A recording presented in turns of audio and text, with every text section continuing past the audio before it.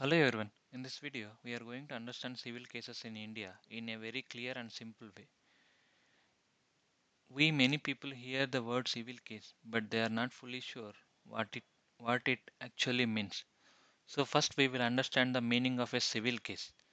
Then we will see what type of civil case exists. After that, we will go step by step and understand how a civil case moves inside the court. A civil case is basically a dispute between private persons. It is not about sending someone to jail. It is about protecting legal rights. For example, if two brothers are fighting over family property, that becomes a civil case. The court will not punish them like a criminal case. Instead, the court will decide who has the legal right over that property. So, the main purpose of a civil case is to give relief and protect rights. In this video, we will also understand the complete process of a civil case. We will see how a case starts with filing, what happens after that notice is sent, how the other parties replies, how evidence is given, and how the court finally gives judgment. Along with that, we will also see the commonly used terms like OP, IA, EP, and appeal, which we often see in our court historical records or court history, case history. So, by the end of this discussion, we will clearly understand what a civil case is, what are the steps involved in solving it, and how what different petitions are filed during the process. We will keep everything structured, practical, and easy way to follow so that the entire civil procedure becomes easy and clear. Now, let us look at what is a civil case. As I mentioned previously, civil case is a legal dispute between private individuals, companies, or organizations where one party claims that their civil rights has been violated. A civil right means a personal right related to the property, money, contracts, family matters, or legal obligations. When such a right is affected, the aggravated person approaches civil court for the remedy. The main objective of a civil case is to protect and enforce the rights. The court does not aim to punish the other party with the imprisonment. Instead, it decides who has the legal right and what relief should be given. Relief may include recovery of money, declaration of ownership, compensation for the loss, or an order to stop a wrongful act. For example, suppose two brothers claim ownership over the same piece of land. Both believe they have a legal right over the property. This dispute will decide by a civil court. The court will examine documents, hear the arguments, and then declare who is the lawful owner for that. The focus is on determining the rights, not on the punishing anyone. Therefore, whenever the dispute is about private rights between individuals and not about a crime against society, it is generally a civil case. The civil court acts as a neutral authority to settle such disputes in a lawful and structured manner. Now, let us understand the difference between civil cases versus criminal cases. So, we often confuse civil cases and criminal cases because both are decided in the courts. However, their purpose and nature are completely different. In a civil case, a case is a dispute between private individuals regarding the personal rights. On the other side, a criminal case involves an offense against society where the state takes action against the accused person. In a civil case, the objective is to provide relief to the aggravated party. Relief may be in the form of money, compensation, declaration of ownership, recovery of property, or an injunction. In a criminal case, the objective is that the punishment will be given to the accused. The court may impose punishment or fine or other penalties if the accused is found guilty. Another important difference is the standard of proof. In civil cases, the court decides based on preponderance of probabilities, which means the version that appears more likely to be true. In criminal cases, the offense must be proved beyond reasonable doubt, which is a much higher standard. This is because criminal punishment directly affects personal liberty. For example, if a person fails to repay a loan, it becomes a civil dispute for recovery of money. But if a person commits theft or assault, it becomes criminal offense and the state prosecutes the accused. So the nature of right involved and the purpose of the case clearly separates civil cases from the criminal case. Now let us look at major types of civil cases. One of the most common type of civil cases relate to the property dispute. Property cases arise when there is a disagreement between about ownership, possession, partition, or title of land or buildings. These disputes are very common in family matters where inheritance or division of ancestral property is involved. The civil court then examines documents such as a sale deed, will, or revenue records to determine who has the lawful right. Another major category is money recovery suits. These cases arise when one party fails to repay borrowed money or outstanding dues. The aggrieved party approaches the civil court to recover the amount legally. For example, if A person lends 5 lakhs to person B and B refuses to repay, then the person A can file a suit to recovery of money along with the interest. Contract disputes also fall under the civil cases. When two parties enter into an agreement and one party fails to perform their part, it becomes a breach of contract. The affected party can approach the civil court seeking compensation or enforcement of the agreement. For instance, if a contractor agrees to complete construction work but abandons it midway, the other party can file a civil suit. Similarly, damage suits are filed when a person suffers financial loss due to wrongful act of another person. In such cases, the court may order monetary compensation. So, property disputes, money recovery, breach of contract, and damages are some of the uh, important and frequently seen in civil case practices. There are also other important type of civil cases that is in injunction and family matters. An injunction is an order of the court directing a person either stop doing something or to do a particular act. These cases are filled when someone's legal right is being threatened. The purpose is to prevent harm before it becomes serious or irreversible. For example, suppose a neighbor try to illegal construct a wall on your land. If the construction continues, it may cause permanent damage. In such a situation, you can file a suit for injunction asking the court to stop the neighbor from continuing the construction. The court may grant a temporary injunction first, later decide the matter finally. Specific performance is another important civil remedy. In this type of case, the court orders a party to perform their contractual obligations. This usually happens in a property sale agreements. For instance, if a seller agrees to sell the land, later refuses to execute the sale deed after receiving the advance money, the buyer can file a suit for specific performance. And in family and matrimonial matters are also handled by the civil courts. Cases relating to divorce, maintenance, child custody, guardianship, and partition of family property fall under civil jurisdiction. In these cases, the court examines the rights and responsibilities within family relationships and gives appropriate relief according to the law. Now, let us look at how a civil case officially begins in a civil court. The first one is filing of plaint. A civil case officially begins with the filing of a plaint. The plaint is the main document through which a person approaches the civil court. It contains all the basic details of the dispute. Without filing a plaint, a civil suit cannot start. So, this is the very first and most important step in a civil case.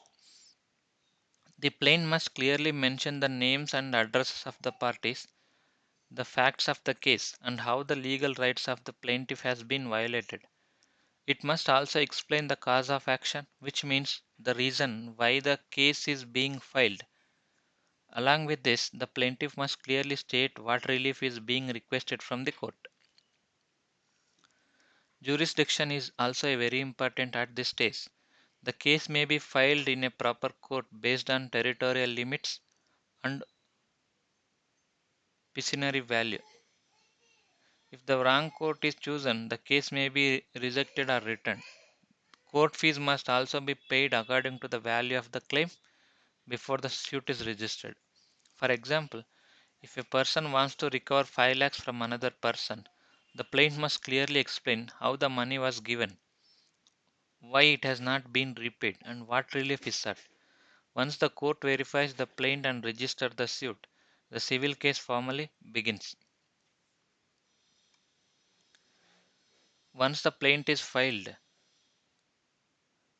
and the court is satisfied with that it is in the proper form, the next step is issuance of summons. A summons is a formal notice sent by the court to the defendant.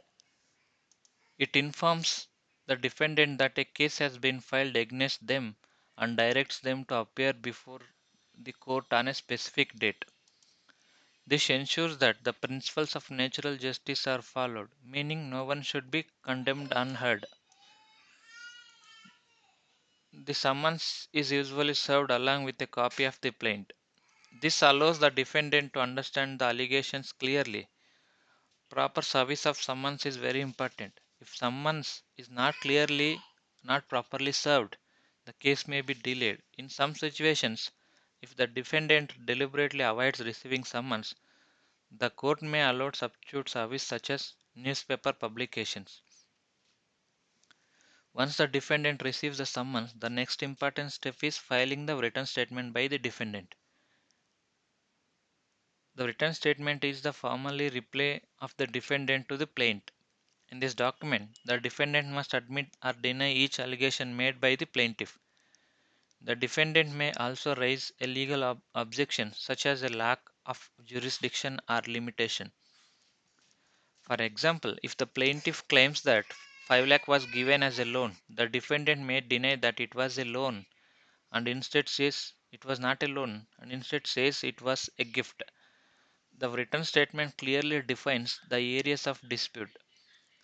Once both plaint and written statements are recorded, the real issue between the party becomes clear and the case moves to the next stage of trial. Now let us look at framing of issues. After the plaint and written statements are filed,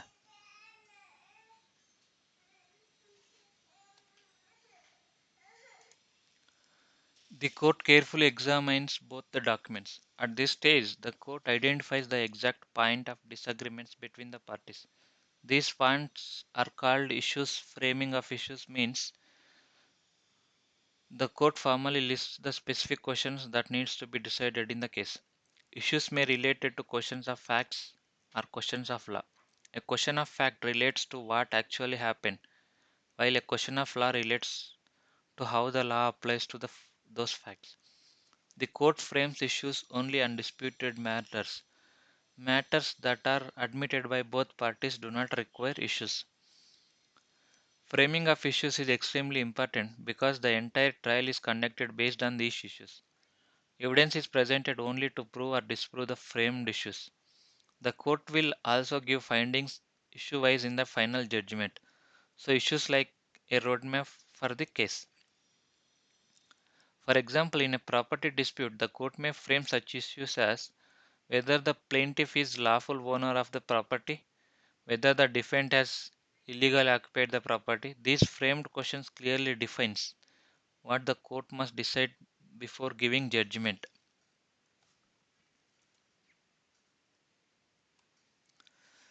The next one is evidence stage. After the issues are framed, the case moves to the evidence stage. This is the stage where both parties present proof to their support their claims. The court does not decide a case only based on allegations. Every party must prove their case with proper evidence. Evidence may be oral or documentary. Oral evidence means statements given by a witness before the court. The property who has filed the case first presents their witness. This process is called examination in chief. After that, the opposite party has the right to question that witness. This is known as a cross examination. Cross examination is a very important because it tests the truth and reliability of the witness. Documentary evidences includes documents such as agreements, receipts, sale deed, bank statements, letters, or any written proof related to the case. These documents must be properly produced and marked before the court. The court examines whether the documents are genuine and relevant to the dispute. For example, in a money recovery case, the plaintiff may produce a written loan agreement and bank transfer details as evidence. The defendant may cross examine the plaintiff and challenge the authenticity of the documents. After both sides complete their evidence, the court will have a clear factual foundation to decide the case. After completion of the evidence, the case moves to the stage of final arguments. At this stage, both parties summarize their entire case before the court. No new evidence is introduced here. Instead, the lawyers explain how the evidence already produced supporting their client's position. This stage is very important because it helps the court to understand the complete picture clearly. During arguments, each party refers to the issues framed earlier and explains how those issues should be decided in their favor. They point out important documents, witness statements, and legal provisions. The purpose is to connect the evidence with the law and show why the court should grant relief. Arguments also gives an opportunity to highlight weaknesses in the opposition party's case. For example, if a witness gave contradictory statements during cross examinations, the lawyer may point this out to show that the witness is not reliable. Similarly, if a document is doubtful, it can be challenged during the arguments. In simple terms, the argument stage is where the entire case is analyzed and presented in a structured manner before the judgment. Once arguments are completed, the court may either pronounce judgment immediately or reserve the matter for a later date after careful consideration. After hearing the final arguments both the sides, the court carefully examines the entire record of the case. This includes the plaint, written statement, issues framed, oral evidence, documentary evidence, and the arguments presented by both the sides. Based on this complete analysis, the court delivers its judgments. A judgment is a reasoned decision of the court. The judgment explains how the court has decided each issue framed earlier. The judge gives findings in issue by issue and provides reasons for accepting or rejecting the claims of the parties. This reasoning is very important because it shows that the decision is based on law and evidence, not personal opinion. The judgment clearly states which party has succeeded and what relief is granted. For example, in a money recovery case, the court may hold that the defendant must repay 5 lakhs along with the interest. In a property dispute, the court may declare one party as the lawful owner, so the judgment is the formal conclusion of the trial stage. However, the process does not completely end here. After the judgment, a formal decree is prepared, and the losing party may either comply with it or challenge it as an appeal in the upper court. After the judgment is delivered, the court prepares a formal document called a decree. A decree is the official and formal expression of the court's decision. While the judgment contains the reasoning and explanation, the decree contains the final result in a clear and executable form. In simple words, judgments explain why and decree states what is finally ordered. The decree clearly mentions the rights of the parties and the relief is granted. It may direct payment of money, delivery of the possession of the property, or performance of a particular act. The decree becomes the legal authority for enforcement. Without a decree, the successful party cannot take steps for the execution. However, sometimes the losing party does not voluntarily comply with the decree.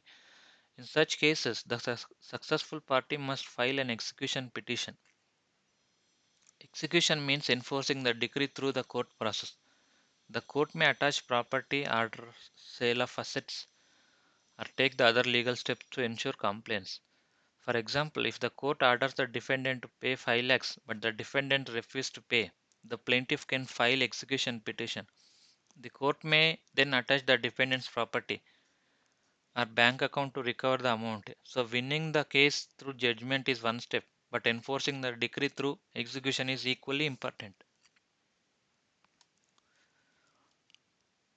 Now let us look at common civil court abbreviations and their procedural meaning. In civil courts, abbreviations are not used randomly. Each abbreviation indicates the nature of the proceeding and the procedural stage of the case. When we understand these short forms properly, we can immediately identify whether the matter is at the trial stage or interim stage or execution stage or appellate stage. Therefore, these abbreviations are not just short names, they represent procedural position in civil litigations.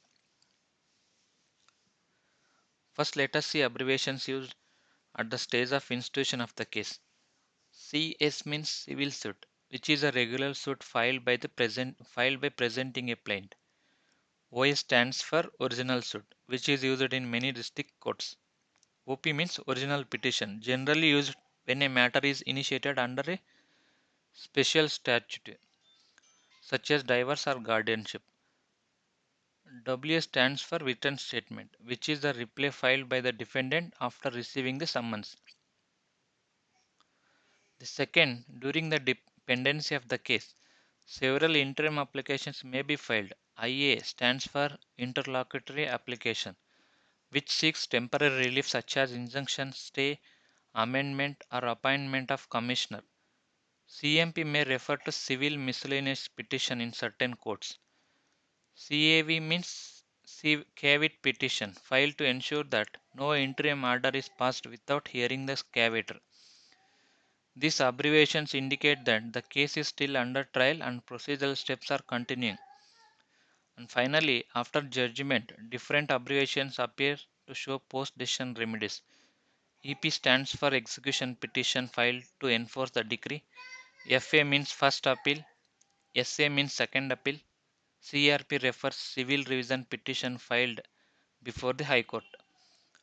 RP means review petition filed before the same court to correct an apparent error. So by reading the abbreviations in a case number, we can immediately understand the procedural stage and legal remedy involved. The next one is appeal and review. As we discussed, after a judgment is delivered, the losing party is not always bound to accept it immediately. The law provides remedies to challenge or reconsider the decision. The most common remedy is an appeal.